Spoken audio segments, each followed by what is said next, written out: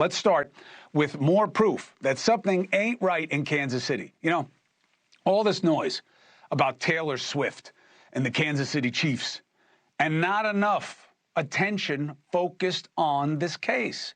And that may include the police's attention. You got 3 young men, all in their 30s, found dead after watching a Chiefs game, hanging out at their friend's house. But their bodies were found frozen 2 days later, not in the house, in their friend's backyard. And it wasn't the friend who found them.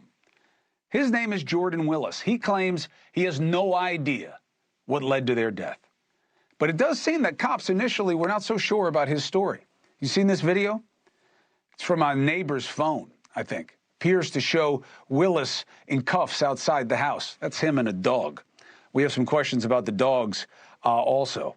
At some point, maybe they'll show the video, maybe they won't. There it is. Okay. There are cars outside. There's police outside. I'm told if you look in there close under the circle, it's the police talking to him and that he may have had cuffs on. I don't know. I can't confirm it. But certainly, he was getting some police attention initially when someone else found the bodies at the house. Who? A concerned family member. Now, he wasn't arrested. Now, we're told police don't suspect foul play. Why? No gunshots, no stab wounds, no signs of violence, and obviously they didn't get anything out of him. But did they try? I mean, why did these young men die?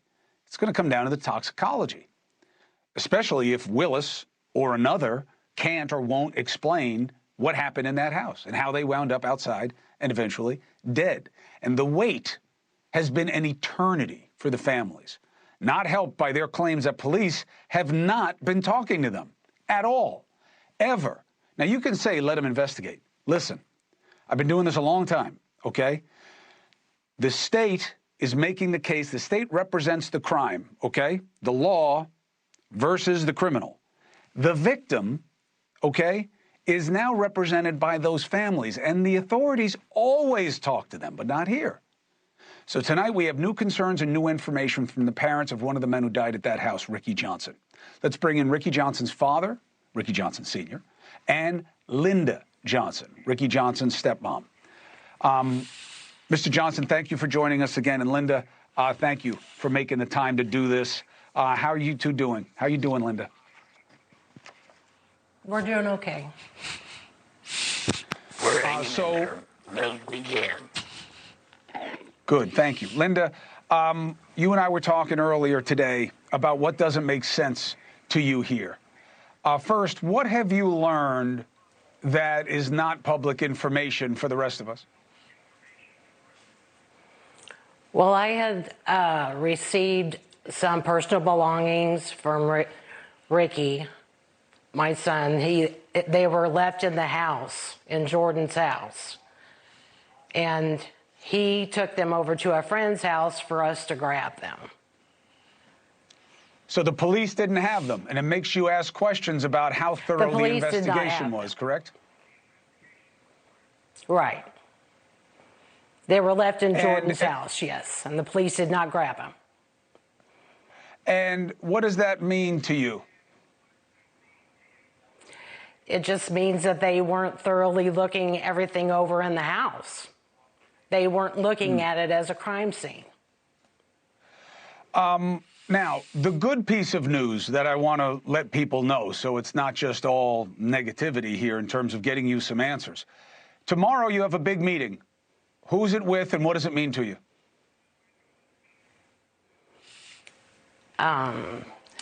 Officials at the Platte County prosecuting, I guess, the prosecuting attorney of Platte County. But that's a different police department. Right, Rickie, but that's a different police department than the one that was initially investigating the case. Why the switch? What do you know about it? We know nothing.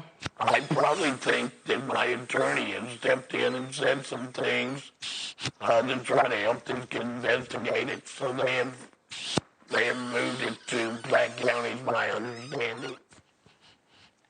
And Platte County is the local police, so maybe at least you'll start to get some information about what's happening. Hey, thank you for watching. Please go to newsnationnow.com, newsnationnow.com, And you can find NewsNation on your television provider. And don't forget to click the red subscribe button down below.